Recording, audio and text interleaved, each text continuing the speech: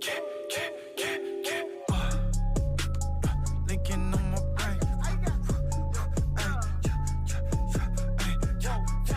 Okay, yeah, okay, okay, okay.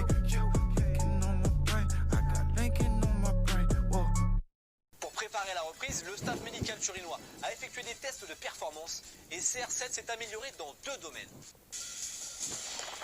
La vitesse d'abord, sa pointe de vitesse de mai 2020 serait supérieure à celle de mars 2020.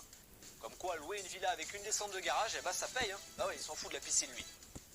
Il s'est aussi amélioré en puissance. Avant le confinement, Cristiano Ronaldo avait une masse musculaire de 50%. Et d'après les derniers tests, ce pourcentage a encore augmenté après le confinement. Pour info, les autres joueurs de la Juve sont à peu près à 46% de masse musculaire. Il y a un vrai gap quand même. En revanche, il garde la même masse graisseuse de 7%. Enfin rien de grave, faut quand même qu'il lui reste quelque chose sur les os. Ces 2 améliorations ne paraissent pas folles, mais c'est remarquable après 3 mois sans match, 2 mois de confinement et surtout pour quelqu'un qui a 35 ans. Le désentraînement entraîne une perte de la masse musculaire, une augmentation de la masse graisseuse et une diminution des capacités sportives. Tu vois, comme quoi c'est pas mal. Et ben, l'augmentation de la masse graisseuse, on l'a constaté chez certains, ouais.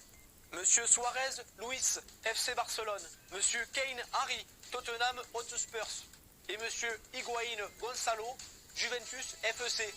Eh les gars, boulot sur le goûter, hein. De toute façon, c'est pas la première fois que les médecins de la Juve tombent dans les pommes avec CR7.